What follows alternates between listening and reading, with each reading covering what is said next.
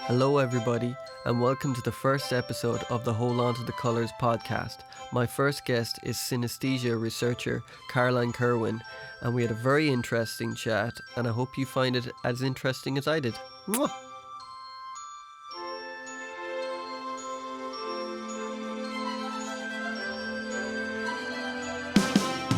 Hey Caroline, how are you? I'm very well, thanks. Hi, yeah. That's good, that's good. You're surviving the zombie apocalypse? Yep, so far. I know, it's a bit crazy. That's the first port of call when you talk to somebody. You're like, hey, yeah, it's like, how's the crazy coronavirus going? absolutely, yeah. You know? So, how did you get into studying synesthesia? Right. Well, I was doing a master's at Sheffield about 5 years ago, and one of the classes we were doing was about.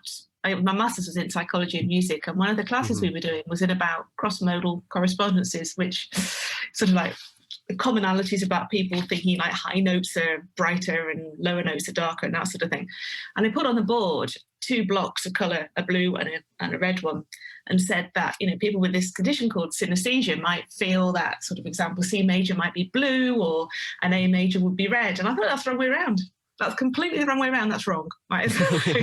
And I'd done this, and I'd never heard of the condition before. And I'd done this all my life with music and with days of the week and months and this sort of stuff. Just thought everybody did. And that day I discovered that they didn't. Right. So that's when I found out that I was interested in synesthesia. Well, I was interested that I had it for a start.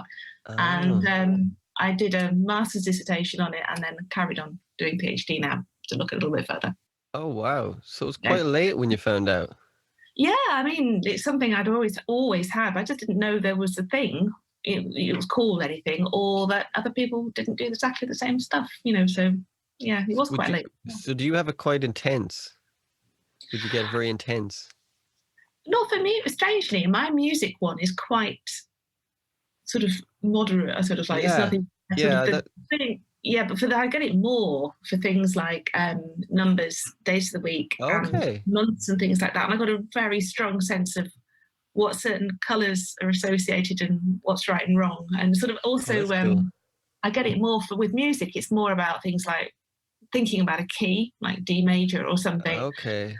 And I get this feeling of colour associated with it. And it is really a feeling rather than it's in my mind's eye. I get what you mean. I get what you mean. I kind of, I seen it was on I was watching some jazz documentary about a kind of blue, and there's a guy talking about synesthesia. And it sounds like, I was like, that sounds like, I mean, everyone's got that, because I know when when I do stuff with music, I hear colors, or, like the way you describe it, it's more in your head, because when you're trying to describe it to people, I never describe it quite good, because I'm always like, it's hard to explain, but it's easy to explain for me because it's in my head. And, it's like if I hear every time I hear a flute, it always sounds blue to me, like light blue.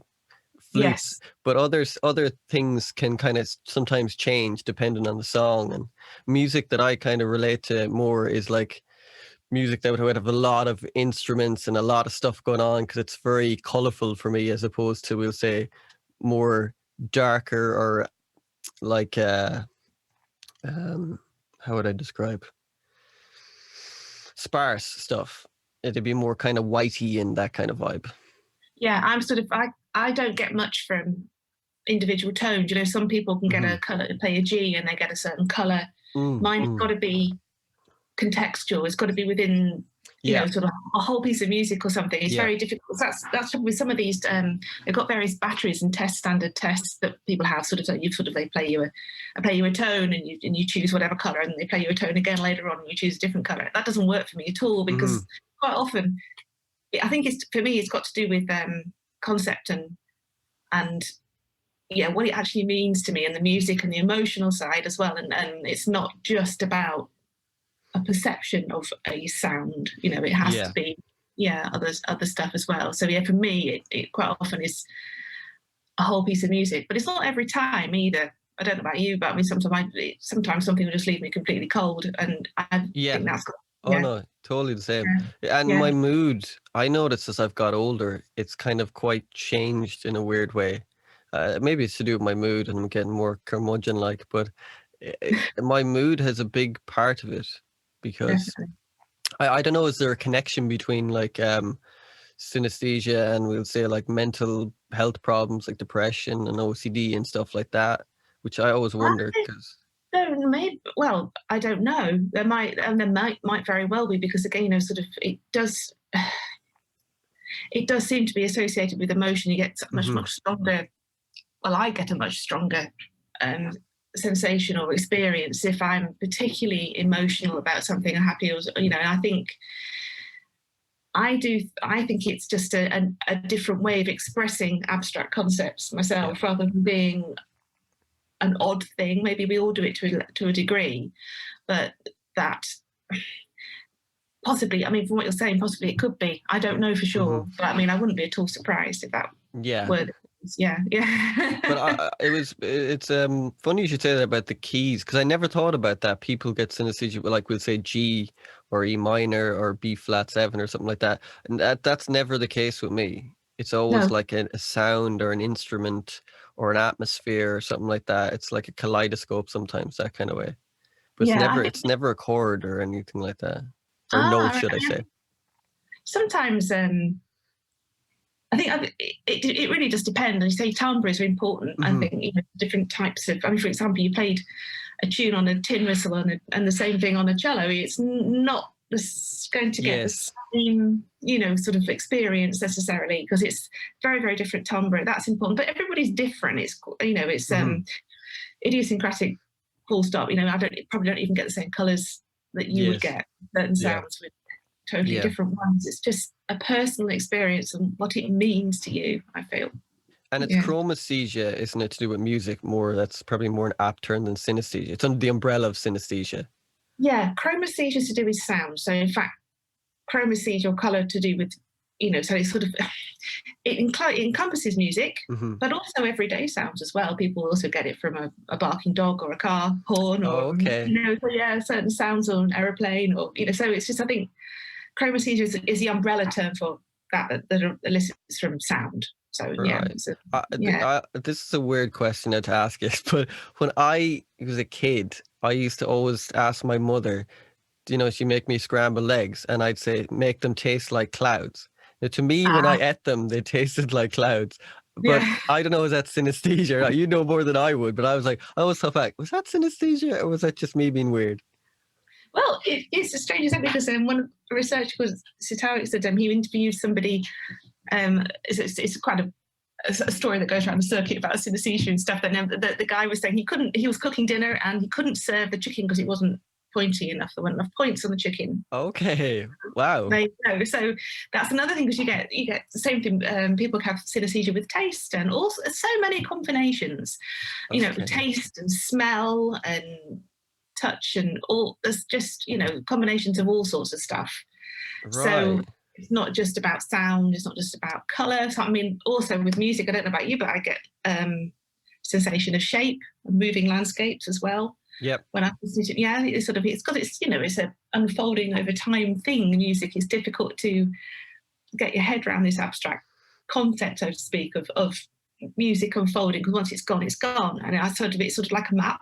Yeah. Sort of, you know, so there's so many different types of synesthesia, you know, it's sort of, I think more than we realise, and because a lot of people don't know they've got it, just as I do.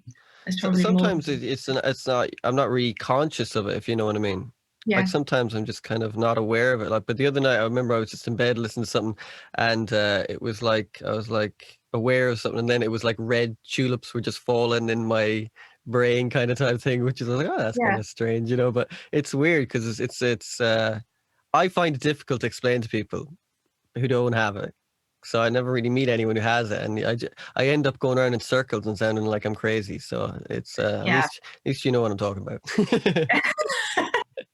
That's a real problem with synesthesia research as well, though, is because quite often the only evidence you can have is self-report, people describing it, and there are certain sort of behavioural tests and things like that you can do, sort of do you know, have heard of a Stroop test or something before? No, what's that?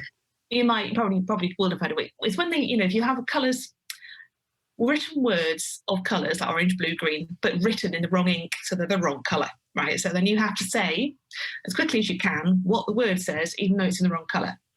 And often this is called a Stroop effect, because often there's a longer reaction time for you saying what the word says if it's written in a non-incongruent colour. It's like the wrong colour, it's sort of like, for a bit. And so they can use a same sort of test with certain types of synesthesia. For example, if you've got colours for numbers, they might do exactly the same with numbers, and they just test if it's written in the wrong colour for your synesthesia, using blue and you have green, then there can be a longer time for you to say, that it's what the number is. And so they can measure this and see there's a significant difference between those numbers that are in the right colour for you and those numbers that are in the wrong colour. And so you can sort of show that there's some interference, there's some things going on other than you just saying that you've got whatever colour. And of course, since sort of like the 80s, we've got sort of fMRI and stuff like that. There've been investigations into what's going on in the brain as well, which we weren't able to do that before. So there's more going on about trying to work out what's happening. Although at the moment, those types of neurological studies are still quite inconclusive. Okay. So, other than you just telling me and me telling you, and we going, oh yeah, I get it. Everybody else going, you're both really weird. Guys, you're just weird people. Do you think? I always thought it's quite a dormant thing within people, because I think if you push someone long enough, they might actually kind of go, like that whole phrase, I'm having a blue day. I mean, everyone in the world that would know that phrase could probably relate to that feeling. So could it be like some sort of dormant thing in our mind, that our brain, that everyone kind of has, but just more people are more susceptible to it? There's a difference, I think, between understanding culturally that blue is associated with being sad or something like that, or various things like that. Whereas with synesthesia, it's the difference, I think, is a conscious experience. It's something that happens automatically, and it's not just an association between thinking, oh, it's blue and it's sad, or it's white and it should be a wedding or something, or those types of associations. It's something that's happens as a phenomenal experience, a conscious experience. So I think that's the difference between the two things, although it could be, of course, mediated by those things and learned associations that we've known. So it's difficult to say that it categorically is caused by the same thing, although it's hard to explain. But I do think that synesthesia, or certain types of synesthesia, you can't really put it all in one lump because there's so many different types and might all work through different mechanisms altogether. So those types of synesthesias that sort of are listed by sort of concept, like we were discussing, like we're thinking before, and that sort of stuff, might very well be common to the whole population in different levels on a sort of a spectrum, so to speak. But I mean, I don't think it's wise or right to say that synesthesia works like this. Every single bit of it works like this. The ones that you've got, one I've got, the one that I think is of people who get notes and stuff. All sorts of things could be going on. So I think it's quite interesting to have exploration to find out more about how our minds work and cognition and consciousness generally and that stuff. Yeah. So, but it could be. I couldn't say no, but I can't say yes either. I had seen a documentary years ago on synesthesia, and some guy said he had it really bad, that he would always get synesthesia with road signs. So he was crashing his car all the time. And I was like, well, that's kind of crazy. Like, have you heard much cases where it's actually detrimental to the person than more like something that's kind of more beneficial or not too bad for them? I've never heard of it as extreme as that. Though I have heard people have said to me before, is it something that gets in the way? Or I haven't heard any reports of people saying that it gets in the way of their general life or anything like that. Sort of I think it can have some benefits. For me, I can remember credit card details quite easy because of the colours associated with it, stuff like that. but it's only associated with the type of synesthesia that I've got. I haven't got a great memory for everything necessarily, but that is useful, for that type of stuff. I suppose it depends, doesn't it? I mean, on how you experience it. If you're someone who gets colours outside the body, or what they call a projector, rather than our form, which is associators, maybe it could get in the way. But I don't know. I'm not. I mean, apart from that report, do you find yours gets in the way at all? No. Maybe I'm just weird because of it, or maybe, I'm always trying to figure out what's wrong with me anyways. So that's a goal of life I'm trying to get through. Yeah. Sorry, I do have kind of weird stuff that I don't know if it's synesthesia though, but it's I will like hear a song and I go, oh, that sounds like California. Now I've never been to California and I don't know what it sounds like California, but I know for sure if I went to California, that's exactly how it would sound. I know that's so weird to say, but it's, it could be my OCD, I don't know, but it's that to me, that's real, whether it's real or not, but Yeah, I do understand what you mean. I mean, but it might be similar to, you get an implicit understanding of how music works, don't you, just by listening. You don't have to know that what every chord is called or anything like that to be able to like music and understand it. So if you've heard a lot of, I don't know, German folk music, for example, but you've never been my favorite kind. Yeah, exactly. You think, okay, when, if I went to wherever it is, that's the type of music I'd expect to hear and vice versa. So I suppose it's sort of, you've learned that association without having, maybe through film, maybe through anything, all sorts of other mixed medias and stuff and other cultural associations with California or something. I think there's a lot more to our experience than having actually, physically been somewhere necessarily. But it's just, I do know what you mean. Yeah. And is there types of music that would be more, or a genre of music that would be more powerful to you in terms of synesthesia than another genre? Well, I was,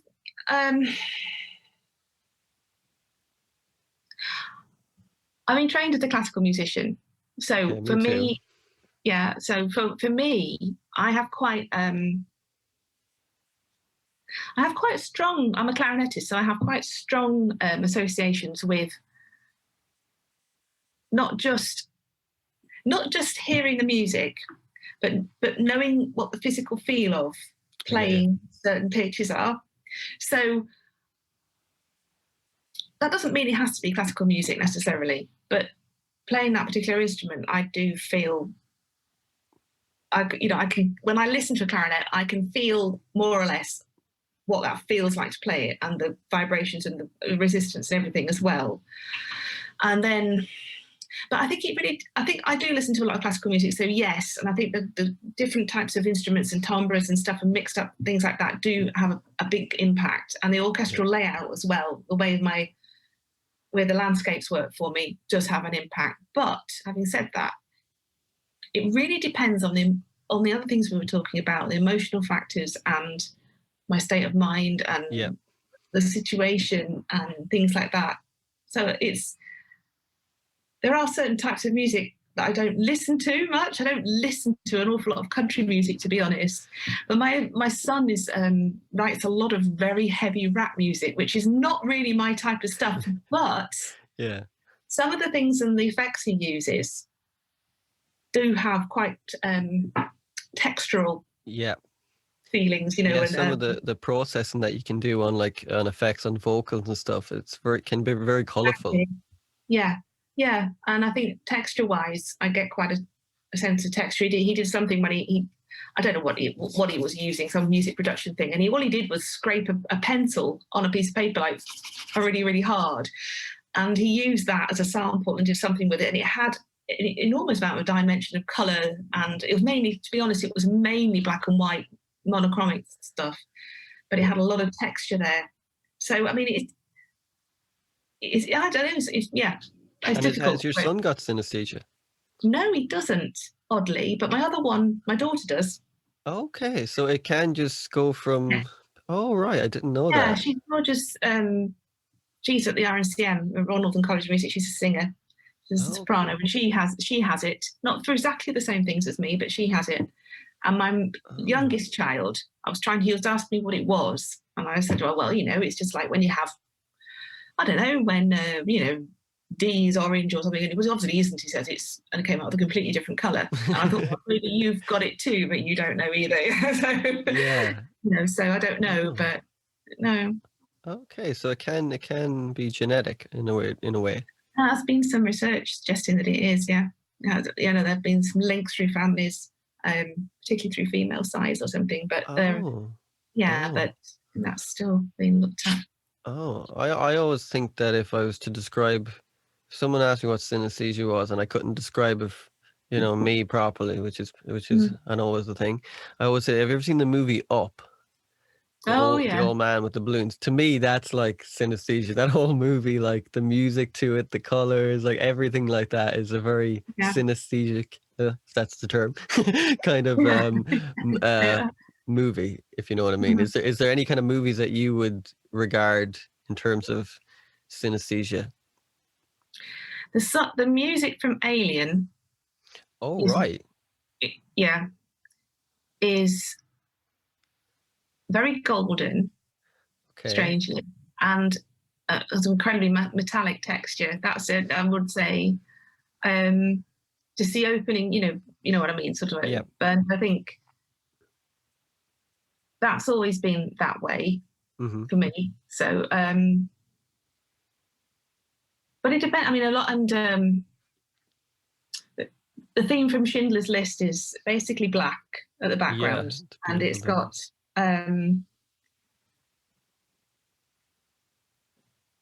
it's quite thin silver strands. It's hard to, it's hard to explain, and it's sort of and that sort of moves across the screen, and when it changes later on, you get a very brown line at the bottom.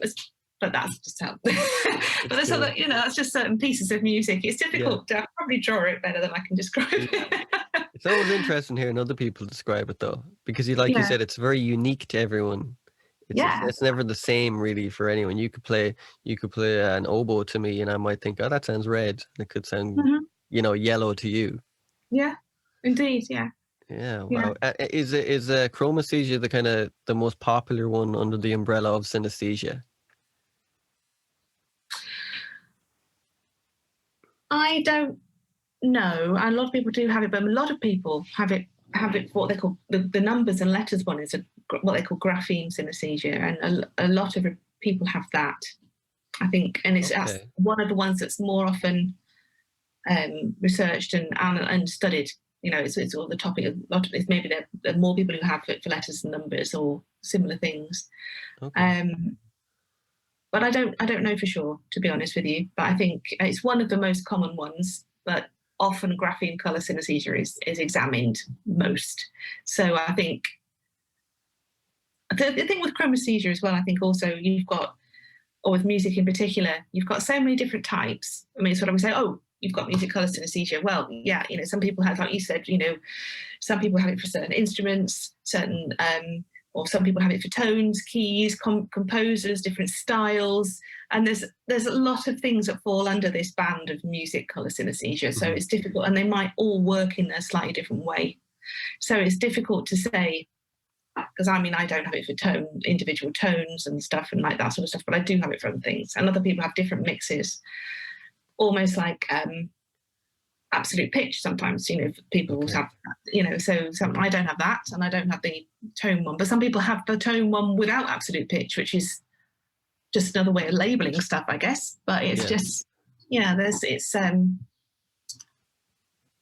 little more involved than I think you first realise, that's all. And is there any research into synesthesia with regard to when people take acid or DMT, because a lot of people report that they see colors and it can be drug induced, and I think there has been a little bit of research. I mean, I haven't looked at it, that's not sort of quite where I'm looking at, but I know for sure it is, and whether or not that is related to chemical reactions and stuff like that, I don't really know, but it probably doesn't come about for the same reasons as, say, a type of synesthesia that I've got associated with music. Well, it might do. I don't know for sure, but yes, certainly it can be listed. You can be born with it, or it can be induced under certain circumstances. And also, some people have said that when they've become had an injury, a head injury, then it can come about, or certain forms of it have come about, or they've lost it or something once that's happened. So you would think that has something to do with their connections in the brain. Perhaps their type of synesthesia is listed that way. So yeah, it can be. And even if you don't have to be able to see to be able to experience colours. Even if you shut your eyes and press your eyelids, you get sparkly bits, but you're not actually seeing in the normal sense of the word, and there's no light coming in, but still you can see colour. And so it doesn't necessarily have to be associated with normal vision. So, Yeah, because I heard that talk that was on your website of a man who went blind in one of his eyes. He started to go, I think he was going blind in one, and he started to get synesthesia after that. Yeah. Wow. So it's difficult to say, this is how synesthesia works. It's like this. And in fact, there's been a lot of researchers just recently just trying to throw out the one-for-all explanation as to why it happens, and try and look at it in a different way, so different mechanisms and things like that. So there's lots of reasons, and which we're not entirely sure about yet. We're still exploring to find out why it comes about, and why some people have it and some people don't, or don't as much. Or is there a lot of research into synesthesia, or is it a kind of growing? It's certainly growing. Really? There's just recently there seems to be a bit of an explosion about it. So there's quite a lot. Why is that? Well, I think it's like for several reasons. One, that we're able to use equipment now to look and see what's going on in the brain, which makes it easier to, say easier. It's another way of seeing what's going on inside, rather than looking at what goes in and what comes out, and nothing else. We're able to examine that. And again, it's something that's unusual. And often, if you're looking to find out how we work normally, people often examine things that are strange to work out what's gone wrong or what is different, in order to be able to understand more about how we work in a normal manner. So I suppose it sort of gives an insight into how general cognition works, and that ever-present elephant in the room, what is consciousness, and why we have this experience, of synesthesia and stuff that nobody still knows the answer to. So I think that's probably why it's sort of understand how my brain works still. Yeah, a lot of composers seem to have synesthesia. It seems to be quite prevalent within composers. Do you find that that's a main thing? There are a number of composers who've claimed to have it, and there are a number of not just composers but also pop stars and other musicians and things like that. And then I wonder, a lot of them haven't ever been tested to see that it is actually synesthesia, or it's just something they have an association with different colours and that sort of stuff, which is slightly different. But whether or not it's more prevalent in musicians or not, or composers, I don't know, because they may just be more aware of it because it's something they're doing all the time. Just as I said, if you're constantly composing and you realise you're associated with this and you know what it's called, a lot of them may have it and not realise and stuff. I think if you're involved in arts and creative side, there's nothing that's, people are creative as straight down the line scientists and stuff as well, not because they are thinking in that way, but they may not be exposed to things that makes them hear things, see colours. As if you're an artist or a musician, it might just be a little bit more obvious that that's what's happening, I think. But I have noticed, I do know quite a few young up-and-coming composers as well who've got it too, but I do think it's probably just as prevalent in the general population. They're just not aware of it. Yeah. I was reading Kanye West said he had it, but you don't know what Kanye, he could convince himself he had it. You never know. No, exactly. He said he had it. You've got Lady Gaga and Pharrell Williams, and you've got you've got also other people who said recently they've got it, and so they might very well. So but it's just something that's Yeah, I think it's becoming quite popular. I've noticed musicians going, I've got I this. don't know, but it could also be because somebody just said there's more research going on with synesthesia than has been before in the last, say, 20, 30 years or so. Mm-hmm. And maybe they know what it is now, Maybe because so. That's yeah, true. sort of it's out. There's quite a lot of pop science out there about it as well. So it's not just all sort of within ivory tower university sort of stuff, but a lot of stuff, popular books. Even David Eagleman's put stuff out there on his on YouTube, and Sitara's book, and there's quite a few books, that are easy to sort of read and get a handle on. So it's not such a mysterious thing, and it's sort of been in The Guardian and on BBC and God knows what. So and lots and lots of podcasts coming out. So I reckon they probably got an idea. They think, oh right, yeah, I do that. Yeah, I've got. Yeah. So whereas before I had, no idea what it was called. Well, even in I used Pro Tools to record in Ableton, and in Pro Tools you can label all the tracks different colors. Yeah. So I'll label whatever kind of color. So when you're mixing, you just see, it's just a row of different colors, Yeah. So even in the people who are making the production software, there's a certain amount of synesthesia could be in that. So indeed, yeah, I know some. I think my son uses something similar, and he'd got all his different tracks, different colors, but he hasn't got it, so he just doesn't use it as a thing. But it would annoy me if the track was in the wrong color. You got to go in and rearrange them. Yeah, I'd have to put a different color for that one. That's all right. So you have it with words as well, or with numbers? Not words. I have it. Not letters, just numbers. I don't know why I don't have it for letters at all. Though having said that, certain words have a certain hue about them, but I'm not really. Okay. It's not uniform throughout, but but definitely numbers. So what's 3? Red. Okay. 29? Well, 2 is yellow, a bright yellow, right? And then 9 is a sort of a mucky yellow. Okay. So would that be would you be able to memorize numbers and like phone numbers easily because of that? It helps. Right. Providing I can remember what order the colours are in as well. Yeah, it does help. It does help. So, but it's just that's interesting. It does help. That's interesting. The only thing is if I get something like with 3s and 6s in, because 3 and 6 are both red, slightly different colour, but not much. And that's irritating because then I can't remember. Sometimes I get 3s and 6s around the wrong way around because they're very close colours. So it depends. So if they're really different, then that's not so bad, But So like 5s and 2s, like I said, like the yellow for the 2 is quite bright, and the 5 is quite close to.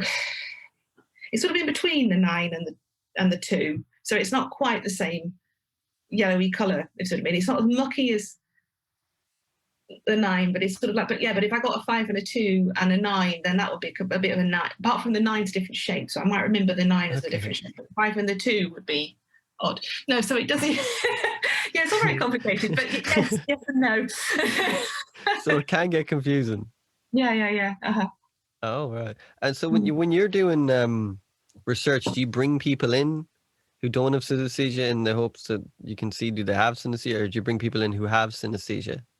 Well, I've done a research that a couple of years ago, last year, looking at musical keys and with written musical keys, not the sounding of them, just by looking at them. And I actually had to try and find people who actually had that particular type of synesthesia. Okay. So I sort of asked for, you sort of put a call out to see if anybody who's got it and if they're interested in participating in the study. And I also needed people who are what you call controls, who haven't got it at all, something to compare. So you always need a control group as well. So I've used as the UK Synesthesia Association, they quite often have people who are interested in studying. So also the RSDM have lots and lots of musicians there, and I managed to get some people from there and my personal contacts as well. So yeah, you sort of call out for people who've got it and people who haven't. I'm going to be doing another study, hopefully sometime the rest of this year. So I should be looking for people again who've got it with music there. That's cool. So yeah. That's cool. I know I was saying earlier about the psilocybin and the acid and stuff like that. you know the way we have DMT in our brains, like we have a certain amount of DMT. Could it in any way be related to that? I know people say when there's this thing that when we die, the DMT kind of, you know, starts to come out of our brains, and that's why people see, you know, they might say they seen God or something like that, and they get revived. And is it the DMT leaking? Is there any correlation between that and synesthesia, or do you Absolutely know? No idea. I'm giving you ideas here. Yeah. Oh, no idea.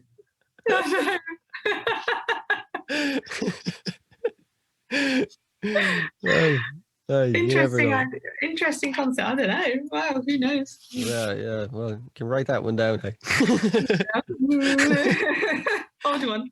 Do you compose music? I don't. You don't? No, I don't. No.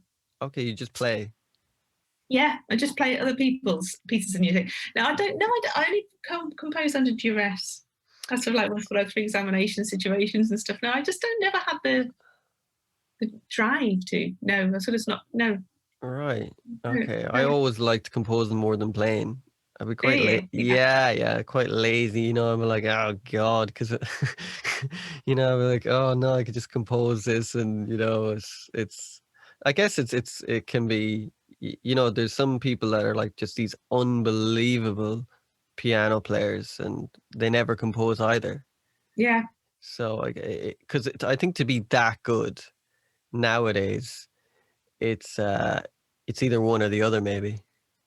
I think it is. Well, it's not always. There've been plenty of composers who are damn good players as well. I think it depends on where your creative streak lies, isn't it? I think, you know, certainly you could argue that you're just reproducing somebody else's piece of music, but then every time you hear something, it's slightly different because notation's only a certain way you can write stuff down, isn't it? So I think it just depends on where you get your kicks from, I suppose. Massive pleasure in you know, sort of playing other people's music or listening to other people's music. And so, yeah, I mean, it's not my thing, I suppose. Yeah. And I think there was a lot more, I think back in, we'd say, Mozart's time and stuff like that, everyone that was a great composer was a great musician. Tended to be, yeah. They were just playing well, yeah. And even the kings and stuff like that, they would be probably quite good piano players compared to a lot of people now. Yeah, education's completely, to be accomplished, whatever it was, you have to be able to speak God knows what language and play this, that, and the other, and all these other things. It was completely different in the courts, at least, I would have thought, the high society and all the rest of it. But no, it's just, yeah, I mean, you have to, I suppose it's like writing a novel, though, isn't it? Writing a story. You've got to have an idea in the first place. You know, sort of, you've got to have this, I want to write this, I want to express this, that, and the other. And not everybody writes the stories, not always. You know, you've got to have that idea in the first place, even though you may have all the ability and the technical know-how to put all the language down beautifully, but if you haven't got that concept in the first place, then it's not your thing. Somebody else can do that. And then, of course, you know, sort of like years ago as well, people used to be employed as an arranger. I don't know, that still happens now, I suppose, actually, especially in popular music, but, you know, people are particularly good at arranging, and a composer may have lots and lots of ideas, and then somebody else would arrange it for them, rather than them, you know, necessarily doing it from scratch. There's different skills and different things, so, yeah. I would actually, when I was working with an orchestra in Sweden years ago, and I had, you know, the scores written out, and on some of the scores I was like, play more red, and they were like, play more red, what's this guy talking about? I thought they'd be like totally down for it. I thought, they love exactly. There was a conductor who asked somebody to play a bit more blue. I forget, who the hell was it? I forgot the name. Anyway, but it was who said like a little more blue. Yeah, you're thinking they know exactly what I'm talking about. I'm talking about, yeah. I need to hide now. Where can I hide? Yeah. You know, so wow. So anyways, I'm sure I've taken up enough of your time. It was great. I love talking about synesthesia. Oh, do you? 2 more hours, so. But I'll probably let you go because I'm sure you have plenty more things to do than be talking to me about synesthesia. Oh, it was very good. Thank you. I really appreciate your time, Caroline. Thank you very much. Oh, no, you're very welcome. It was great. That's great. I'll link you up when it's up online and all that Yeah, jazz. do so. Yeah, it'd be great. Thank you. I might call on you as a participant for one of my studies if you're Oh, really do unlucky. yeah, Yeah, yeah. that would Just be be aware great. I'm a crazy person, okay? I join the club. Right, great. Well, you All have a right. Well, great day. thank you too. I really Thanks, enjoyed Paul. talking. Thank you very much. Okay. Okay. All right. Bye Bye. bye.